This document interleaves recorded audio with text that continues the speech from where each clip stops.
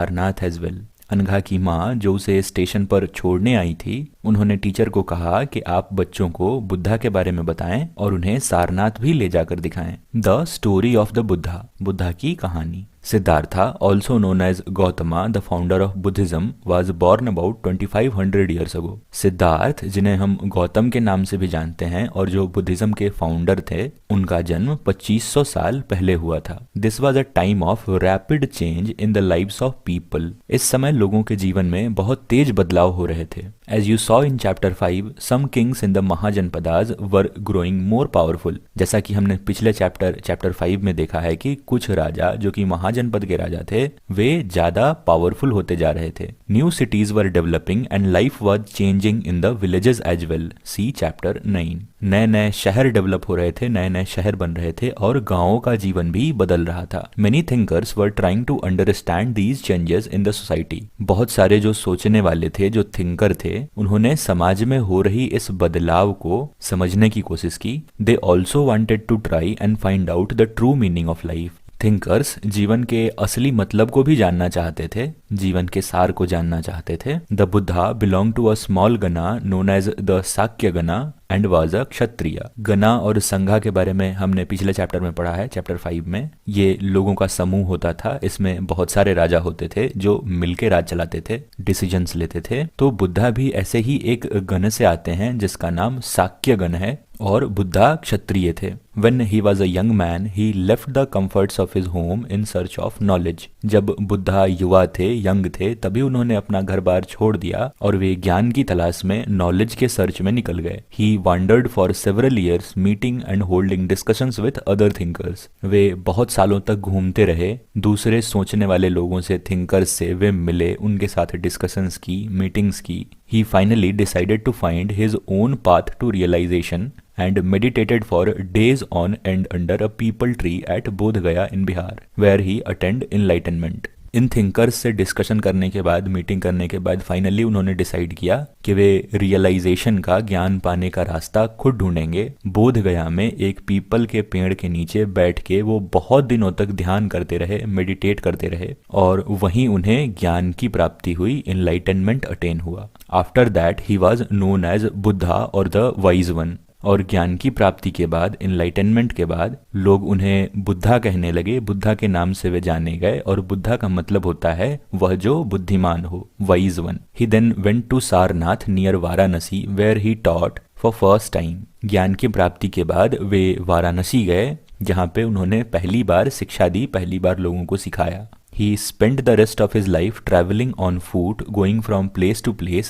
teaching people till he passed away at Kushinagara. यहाँ कुशीनारा लिखा है, कुशीनगर होना चाहिए। और एनलाइटनमेंट के बाद उन्होंने अपना सारा जीवन ट्रैवल करते हुए बिताया, सफर करते हुए बिताया। वे पैदल चलते थे, एक जगह से दूसरी जगह जाते, लोगों को शिक्षा दीक्षा देते थे और फाइनली उनकी मृत्यु कुशीनगर में हुई जो आज उत्तर प्रदेश में है। The Buddha taught that life is full of suffering and unhappiness. Buddha ने लोगों को यह सिखाया कि जीवन दुख और कष्ट से भरा है। This is caused because we have craving and desires which often cannot be fulfilled. ये कष्ट, ये अनहैप्पीनेस हमें इसलिए होता है कि हम बहुत सारी इच्छाएं पाल के रखते हैं, बहुत सारी चाह होती है और ये इच्छाएं पूरी नहीं हो पाती, इसीलिए हमें कष्ट होता है, हम अनहैप्पी रहते हैं। Sometimes even if we get what we want, we are not satisfied and want even more और वांट अदर थिंग्स। कभी कभी हम जो चाहते हैं अगर वो हमें मिल भी जाता है, फिर भी हम संतुष्ट नहीं होते, सेटिस्फाइड नहीं होते, हमें और पाने की इच्छा होती है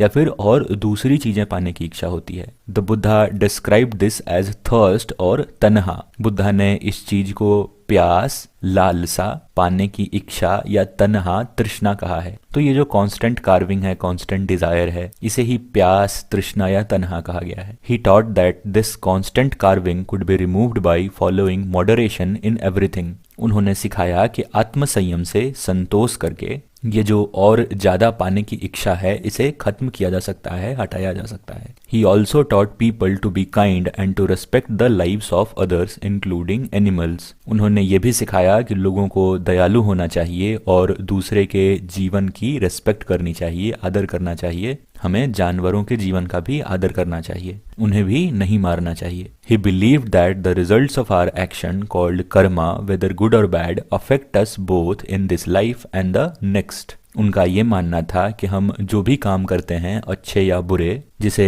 कर्म कहते हैं, उसका प्रभाव अच्छा या बुरा हमारे इस जीवन में या हमारे आने वाले दूसरे जीवनों पर भी पड़ता है। The Buddha taught in language of the ordinary people Prakrit so that everybody could understand his message. Buddha जिस भाषा में शिक्षा देते थे वह प्रकृत लैंग्वेज है। जिस तरह हिंदी और इंग्लिश लैंग्वेज है, वैसे ही प्रकृत भी एक लैंग्वेज थी जो उस समय वहाँ के लोग बोलते थे। तो बुद्ध ने सारी शिक्षा प्रकृत लैंग्वेज में दी जो कि वहाँ के कॉमन लोग समझ पाते थे। What was the language use to compose the Vedas? Vedas को लिखने के लिए, वेदों को लिखने के लिए कौन से लैंग्वेज का इस्तेमाल हुआ है? तो हम जानते हैं कि वैदिक संस्कृत का इस्तेमाल हुआ है, और ये वैदिक संस्कृत अलग है उस संस्कृत से जो हम आज स्कूल में पढ़ते हैं। He also encouraged people to think for themselves rather than to simply accept what is said. उन्होंने लोगों को प्रोत्साहित किया कि जो कहा जा रहा है केवल उसे ही ना अपनाएं, वे खुद से भी सोचें। Let us see how he did this. आइए देखें उन्होंने ये कैसे किया। The story of Kisha Gautami, Kisha Gautami की कहानी। Here is a famous story about the Buddha. Buddha के बारे में एक बड़ी मशहूर कहानी है ये। Once there was a woman named Kisha Gautami whose son had died. एक औरत थी जिनका नाम किशा गौतमी था, उनका बेटा मर गया था। She was so sad that she roamed around the streets of the city carrying his child with her, asking to help to bring him back to life. वे इतनी उदास थी, इतनी दुखी थी कि वे अपने बेटे को लेके शहर के रास्तों पर घूमती थी और लोगों से मदद मांगती थी और कहती थी कि मेरे बेटे को कोई जिला दो, उसे वापस जीवित कर दो। A kind man took her to the Buddha. एक दयालु आदमी उसे बुद्ध के पास ले आए, भगवान बुद्ध के पास ले आए। The Buddha said, bring me a handful of mustard seeds and I will bring your child back to life. Buddha ने कहा कि आप मुझे एक मुट्ठी सरसों ला कर दें, मैं आपके बच्चे को जिला दूंगा। Kisha Gautami was overjoyed and started off at once. But the Buddha gently stopped her and added, the seed must come from the house of a family where nobody has died. Kisha Gautami काफी खुश हो गईं जब बुद्धा ने कहा कि मैं आपके बच्चे को जिला दूंगा। तब वे सरसों लाने जाने ही वाली थी, तभी बुद्धा ने उन्हें रोका और कहा कि ये सरसों आप ऐसे परिवार से लाएंगी जहां कोई नहीं मरा हो। Kisha Gautami went from door to door, but wherever she went, she found out that someone or the other, father, mother, sister, brother, husband, wife, child, uncle, aunt, grandfather, grandmother had died. Kisha Gautami जिस भी दरवाजे पर गईं, वहां उन्होंने ये पाया कि कोई न कोई जरूर मरा था। पिता, माता, भाई, बहन, पति, पत्नी, बच्चे, चाचा, चाची, दादा, दादी, उस परिवार में कोई न कोई जरूर ही मरा था। What was the Buddha trying to teach the sorrowing mother? तो दुखी माँ को बुद्धा क्या सिखाना चाहते थे? तो बुद्धा ये सिखाना चाहते थे कि हर परिवार में कोई न कोई मरता ही है, सो उन्हें इतना उदास नहीं होना चाहिए। उपनिषद क्या होते हैं अब ये जानेंगे। Around the time that the Buddha was preaching and perhaps a little earlier, other thinkers also tried to find answer to difficult questions. जिस समय बुद्धा उपदेश दे रहे थे और उससे पहले भी जो विचारक थे, जो थिंकर्स थे, उन्होंने कुछ मुश्किल क्वेश्चंस के, कुछ डिफिकल्ट क्वेश्चंस के आंसर पता करने की कोशिश की। Some of them wanted to know about life after death, others wanted to know why sacrifices should be performed. कुछ लोग ये जानना चाहते थे कि मरने के बाद भी जीवन होता है क्या। कुछ लोग ये जानना चाहते थे कि यज्ञ क्यों करना चाहिए। Many of these thinkers felt that there was something permanent in the universe that would last even after death. कुछ विचारक, कुछ थिंकर्स ने यह महसूस किया कि इस दुनिया में कुछ तो है जो परमानेंट है, जो कि मरने के बाद भी नहीं मरता। They described this as Atman or the individual soul and the Brahman or the universal soul. उन्होंने कुछ इस तरह इसे डिस्क्राइब किया है कि एक आदमी की आत्मा होती है, वो उस खास एक आदमी की आत्मा है जिसे आत्मन कहते हैं, और एक ब्रह्मन है, जो ब्रह्म है वो यूनिवर्सल सोल है, वो पूरे विश्व की आत्मा है, परमात्मा है। तो आत्मा और परमात्मा के रूप में इसे लोगों ने डिस्क्राइब किया। They believed that ultimately both the atman and the brahman were one. वे ये मानते थे कि आत्मा और ब्रह्म दोनों एक हैं और एक थे। Many of their ideas were recorded in the Upanishads. तो ये जितने भी आइडियाज हैं ये उपनिषद में लिखे गए, रिकॉर्ड किए गए. These were part of the later Vedic texts. वेदों के बाद लिखे गए हैं उपनिषद्स, इसीलिए इन्हें later Vedic texts कहते हैं, ऐसे टेक्स्ट जो वेदों के बाद लिखे गए. Upanishads literally means approaching and sitting near, and the texts contain conversations between teachers and students.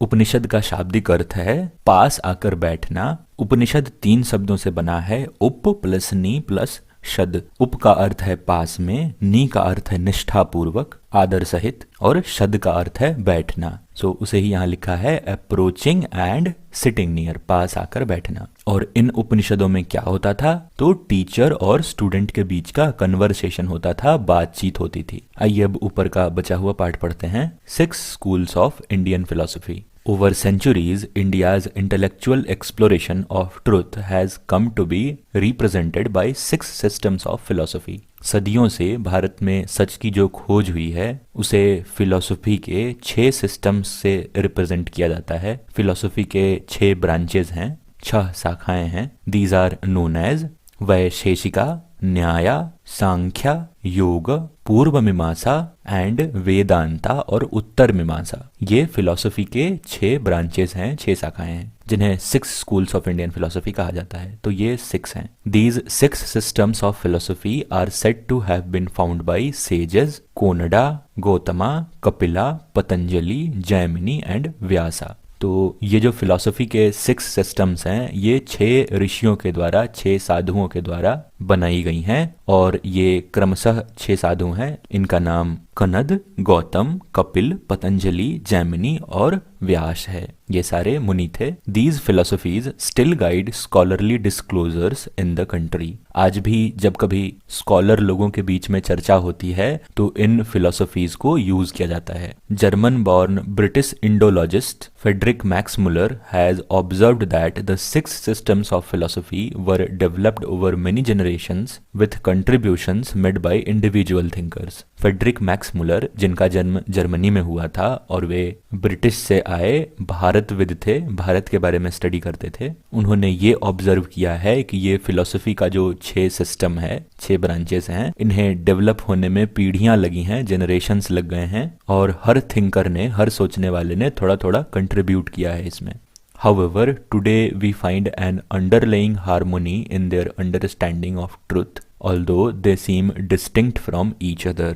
हालांकि ये जो 6 सिस्टम्स हैं फिलोसफी के एक दूसरे से अलग हैं, लेकिन इनके बीच एक बड़ा सामंजस्य दिखता है, बड़ा तालमेल दिखता है. नीचे है कहानी द वाइज बेगर, बुद्धिमान भिखारी. Here is a dialogue based on story from one of the most famous Upanishads, the Chandogya उपनिषद. छंदोग्य उपनिषद से ये एक छोटी सी कहानी है. Shaunaka and अभिप्रतारिन were 2 sages who worshipped the universal soul. Shaunak और अभिप्रतारिन नाम के 2 साधु थे जो कि ब्रह्म की पूजा करते थे, परमात्मा की पूजा करते थे, यूनिवर्सल सोल की वर्शिप करते थे. Once they sat down to eat, एक बार वे खाना खाने के लिए बैठे. A beggar came and asked for some food, एक भिखारी आया और उसने खाना मांगा. We can not spare anything for you, Shaunaka said. Shaunak ने कहा कि हम आपको कुछ नहीं दे सकते.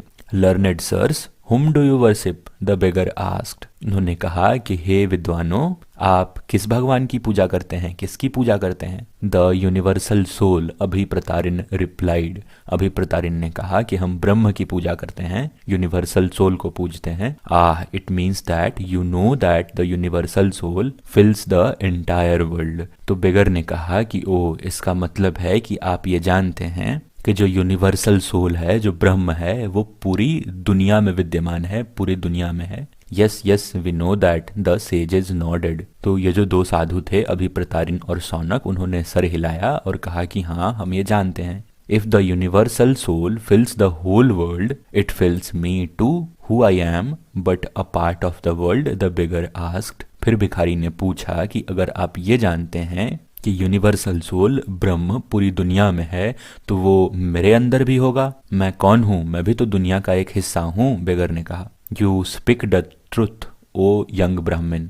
तुम सत्य बोलते हो हे युवा ब्राह्मण। Then O sages, by not giving me food you are actually denying food to the universal soul. इसलिए हे साधुओं, मुझे खाना न देकर आप वास्तव में उस ब्रह्म को, यूनिवर्सल सोल को खाना देने से मना कर रहे हो। The sages realized the truth of what the beggar said and shared their food with him. इसके बाद साधुओं को सत्य का पता चला और उन्होंने अपना खाना भिखारी के साथ शेयर किया।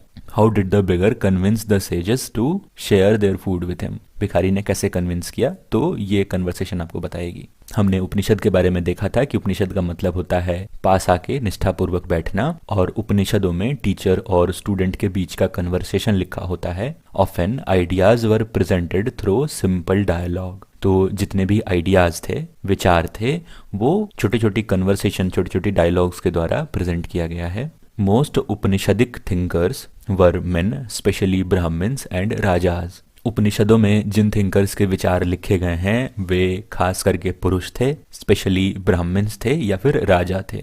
Occasionally, there is a mention of women thinkers such as Gargi, who was famous for her learning and participated in debates held in royal courts. कभी कभी औरतों का भी मेंशन मिलता है, जैसे कि एक गार्गी का नाम मिलता है जो कि अपने ज्ञान के कारण काफी मशहूर थीं और वे राज दरबारों में हो रहे डिबेट्स में भी पार्टिसिपेट करती थीं। Poor people rarely took part in these discussions. जो गरीब लोग थे वे इस तरह के डिस्कशंस में भाग नहीं लेते थे। One famous exception was Satyakama Jabala, who was named after his mother, the slave woman Jabali. Satyakam जबाल जो कि गरीब थे फिर भी वे डिस्कशन में पार्ट लेते थे, ये एक एक्सेप्शन है, और इनका नाम उनकी माँ के नाम पे पड़ा है। उनकी माँ का नाम जबाली था जो कि एक स्लेव थी, गुलाम थी। He had a deep desire to learn about reality, was accepted as a student by a Brahmin teacher named Gautama and became one of the best known thinkers of the time.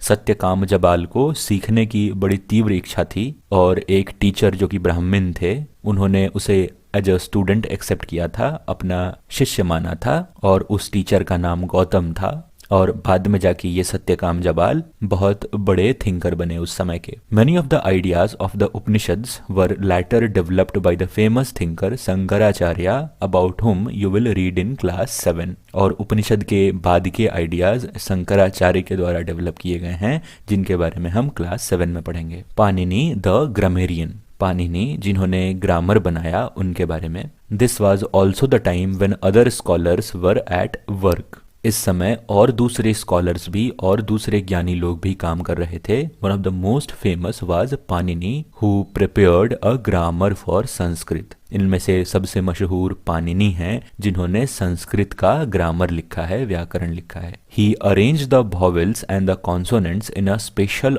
order and then used these to create formulae like those found in algebra. Algebra में जिस तरह के फॉर्मूले मिलते हैं उसी तरह के फॉर्मूले इन्होंने vowels और consonants को एक खास क्रम में, एक खास ऑर्डर में अरेंज करके बनाया। He used these to write down the rules of the language in short फॉर्मूले अराउंड 3000 ऑफ देम। उन्होंने इस अरेंजमेंट का इस्तेमाल करके लगभग 3000 फॉर्मूले बनाए संस्कृत भाषा के लिए। जैनिज्म, जैन धर्म के बारे में। The last and the 24th Tirthankara of Jainism, Vardhaman Mahavir, also spread his message around this time, that is 2500 years ago. Jain धर्म के 24वें तीर्थंकर जो कि वर्धमान महावीर थे, उन्होंने भी अपना मैसेज इसी समय लगभग 2500 साल पहले फैलाना शुरू किया था। He was a Kshatriya prince of Lichavis, a group that was part of the Vajji Sangha, about which you read in chapter 5. और वर्धमान महावीर भी वज्जी संघ से आते हैं जिसके बारे में हमने चैप्टर 5 में पढ़ा है। वे लिच्छवी के राजकुमार थे। At the age of 30, he left home and went to live in a forest. 30 साल की उम्र में उन्होंने घर छोड़ दिया और जंगल चले गए रहने के लिए। For 12 years, he led a hard and lonely life, at the end of which he attained enlightenment. 12 साल तक उन्होंने बड़ा कठिन और अकेले जीवन व्यतीत किया और उसके अंत में उन्हें ज्ञान की प्राप्ति हुई। He taught a simple doctrine, men and women who wished to know the truth must leave their homes. उन्होंने एक बड़ा साधारण सिद्धांत बताया है कि पुरुष और स्त्री जो भी सच को जानना चाहते हैं उन्हें अपना घर छोड़ देना चाहिए। They must follow very strictly the rules of अहिंसा, which means not hurting or killing living beings। और ऐसे लोगों को अहिंसा का रास्ता अपनाना चाहिए, जो जीवित हैं उन्हें नहीं मारना चाहिए। All beings, said Mahavira, long to live। जितने भी जीव हैं सभी जीना चाहते हैं। To all things life is dear। हर किसी का जीवन उनको प्यारा है। Ordinary people could understand the teachings of Mahavira and his followers because they use प्रकृत। महावीर ने भी प्रकृत लैंग्वेज में ही अपनी टीचिंग्स दी हैं और लोग इसे समझ पाए क्योंकि वो वहाँ पे कॉमनली बोले जाने वाली भाषा थी। There were several forms of Prakrit used in different parts of the country and named after the region in which they were used. Prakrit language के अलग अलग फॉर्म्स मिलते हैं और इस भाषा का नाम उन रीजन्स के ऊपर पड़ा है जिस रीजन्स में ये भाषा बोली जाती थी, जिन प्रांतों में यह भाषा बोली जाती थी। For example, the Prakrit spoken in Magadha was known as Magahi. Prakrit language जो मगध में बोली जाती थी उसे मगही कहते हैं। The followers of Mahavira who were known as Jains had to lead very simple lives begging for food। Jainism के जो भी फॉलोअर थे उन्हें बड़ा साधारण जीवन व्यतीत करना होता था, उन्हें खाने के लिए भिक्षा मांगनी होती थी। They had to be absolutely honest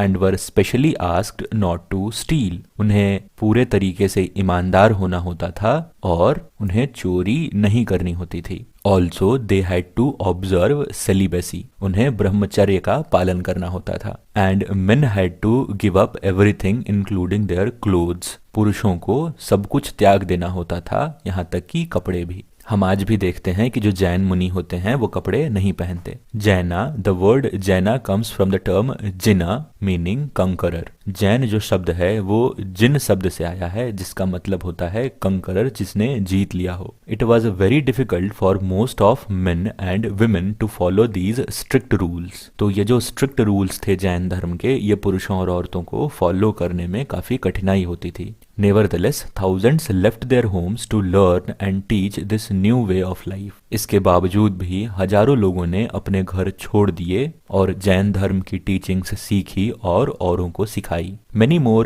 remained behind and supported those who became monks and nuns, providing them with food। और वे लोग जो इसमें शामिल नहीं हुए वे जैन धर्म के फॉलोअर्स को सपोर्ट करते थे, उन्हें खाना देकर, उन्हें शेल्टर देकर। Jainism was supported mainly by traders. जो व्यापारी थे वे खास तौर पे जैन धर्म का सपोर्ट करते थे। Farmers who had to kill insects to protect their crops found it more difficult to follow the rules. किसान जिन्हें कीड़ों को मारना होता था अपने फसल को बचाने के लिए, वे इस तरह के रूल्स को फॉलो करने में काफी डिफिकल्टी महसूस करते थे। Over hundreds of years Jainism spread to different parts of north India and to Gujarat, Tamil Nadu and Karnataka. Jain धर्म गुजरात, तमिलनाडु और कर्नाटका तक फैला नॉर्थ इंडिया से होते हुए।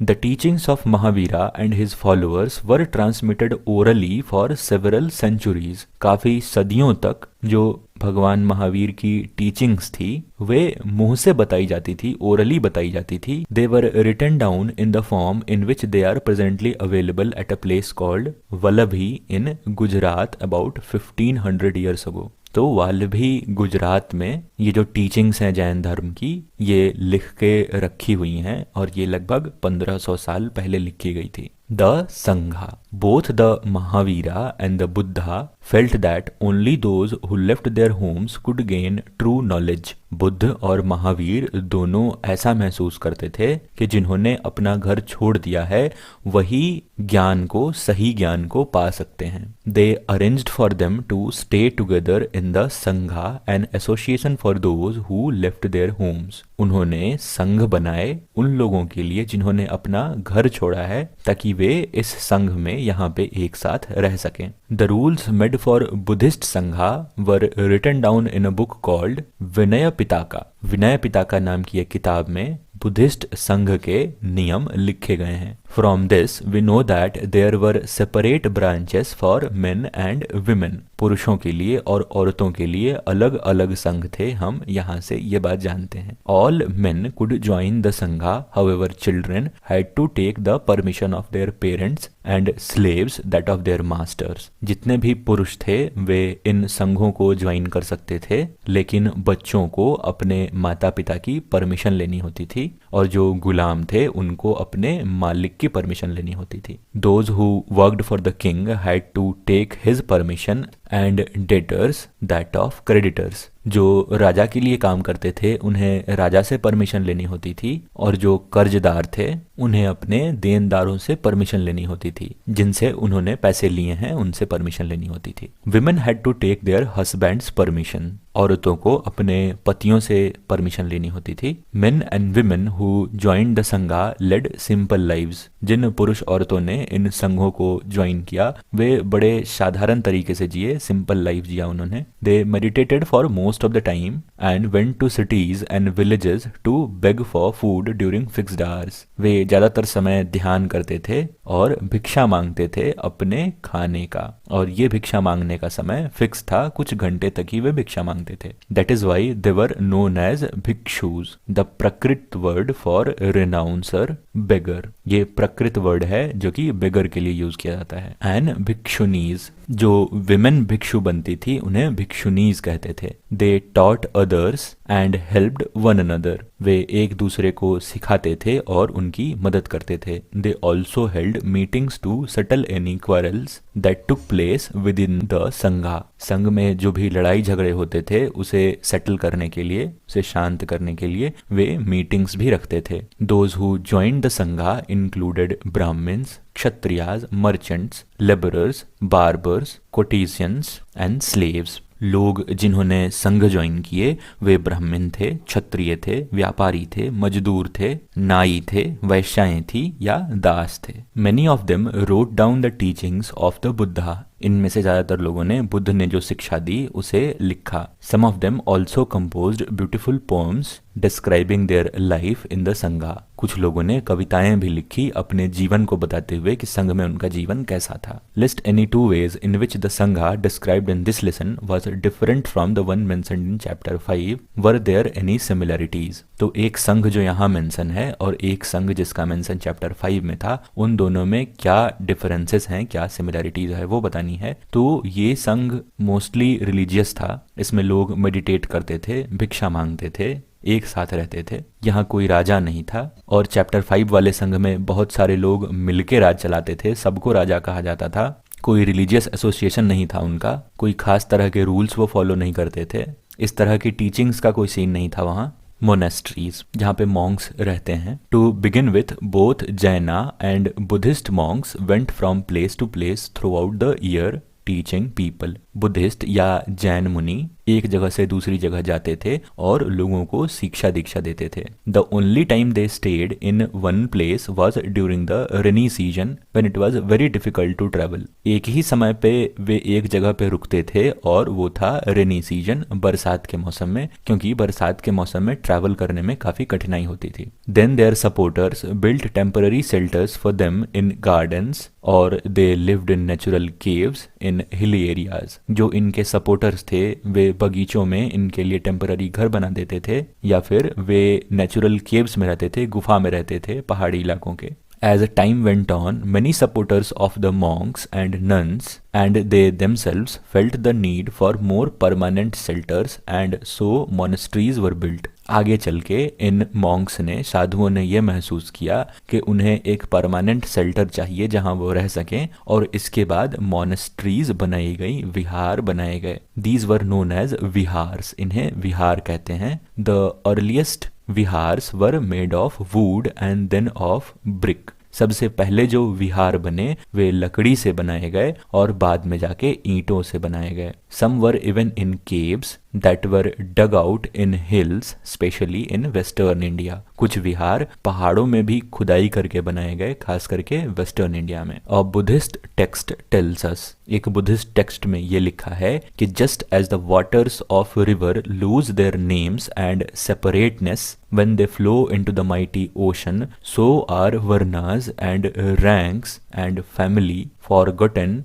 when followers of the Buddha join the order of the monks। वे इस तरह बताते हैं कि जिस तरह नदी का पानी अपनी पहचान खो देता है समुद्र में मिलने के बाद, उसी तरह लोग अपना वर्ण, अपना रैंक, अपने परिवार को भूल जाते हैं बुद्ध धर्म को, बुद्धा को ज्वाइन करने के बाद। Very often the land on which the vihar was built was donated by a rich merchant or a landowner or the king। जगह जहाँ पे ये विहार बनाया जाता था वो या तो एक अमीर व्यापारी के द्वारा डोनेट किया हुआ होता था, दान किया हुआ होता था, या फिर ये दान एक लैंड ओनर करते थे जिनकी वो जमीन होती थी, या फिर ये दान एक राजा करते थे। The local people came with gifts of food, clothing and medicine for Monks and nuns. जो लोकल लोग थे वहाँ के, वे इन साधुओं के लिए खाने, कपड़े और दवाई की व्यवस्था करते थे। In return they taught the people over the centuries. Buddhism spread to many parts of the subcontinent and beyond. और साधु इनके बदले लोगों को शिक्षा देते थे और इस तरह से बुद्धिज्म फैला हमारे देश में और इसके बाहर भी। You will learn more about this in chapter 9। Chapter 9 में हम इसके बारे में और पढ़ेंगे। The system of ashramas. Ashram का क्या सिस्टम है? Around this time when Jainism and Buddhism were becoming popular, Brahmans developed the system of ashramas. जिस समय ये जैनिज्म और बुद्धिज्म फैल रहा था उसी समय ब्राह्मण लोगों ने ये एक आश्रम का सिस्टम बनाया। Here the word ashrama does not mean a place where people live and meditate. यहाँ जो आश्रम शब्द है वो आश्रम के शाब्दिक अर्थ से कोई ताल्लुक नहीं रखता। वैसे तो आश्रम वो होता है जहाँ लोग रहते हैं या फिर ध्यान करते हैं, वो आश्रम होता है, जैसे ऋषि मुनियों का आश्रम होता था। लेकिन इस आश्रम का मतलब है stages of life. It is used instead for a stages of life. आदमी के जीवन में कितने स्टेजेस आते हैं, किस उम्र के बाद एक स्टेज खत्म होता है, दूसरा स्टेज शुरू होता है, उसके बारे में है ये आश्रम।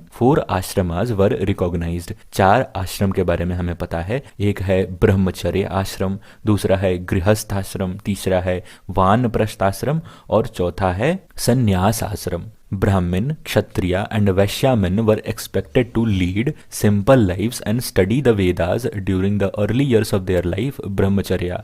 जो ब्राह्मण हैं, क्षत्रिय हैं और वैश्य हैं, उनसे ये एक्सपेक्टेड था कि वो साधारण जीवन जिएं। अपने जीवन के शुरुआती वर्षों में वे वेद पढ़ें और इस आश्रम को ब्रह्मचर्य आश्रम कहा जाता है। Then they had to marry and live as householders। और ब्रह्मचर्य आश्रम के खत्म होने के बाद उन्हें गृहस्थ आश्रम में प्रवेश करना होता है, जिसमें वे शादी करते हैं और घर बसाते हैं। और इसके बाद गृहस्थ आश्रम जब खत्म होता है तब वानप्रस्थ आश्रम शुरू होता है, जिसमें लोग जंगल जाते हैं और ध्यान करते हैं। और finally they had to give up everything and become sanyasis. और वानप्रस्थ आश्रम के खत्म हो जाने के बाद लोग सन्यासी बन जाते हैं, सब कुछ त्याग देते हैं। The system of ashramas allowed men to spend some parts of their life in meditation.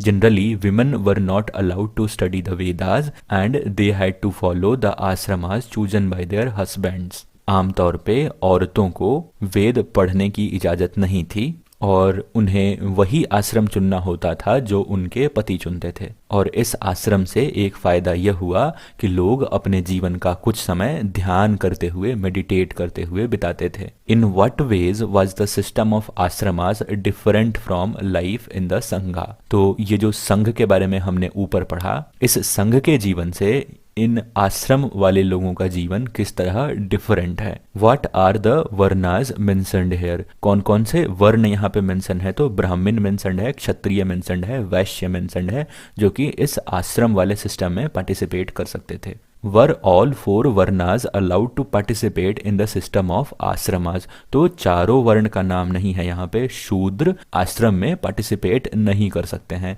केवल 3 ही वर्ण पार्टिसिपेट कर सकते थे, ब्राह्मण, क्षत्रिय और वैश्य। अब इसके बाद है एल्सवेयर। इसमें ईरान के एक प्रोफेट ज़ोरोएस्टर की कहानी है, आप चाहें तो इसे पढ़ सकते हैं। और इसी के साथ खत्म होता है हमारा ये चैप्टर। नीचे हैं बहुत सारे क्वेश्चन आंसर्स, आप इन्हें सॉल्व करने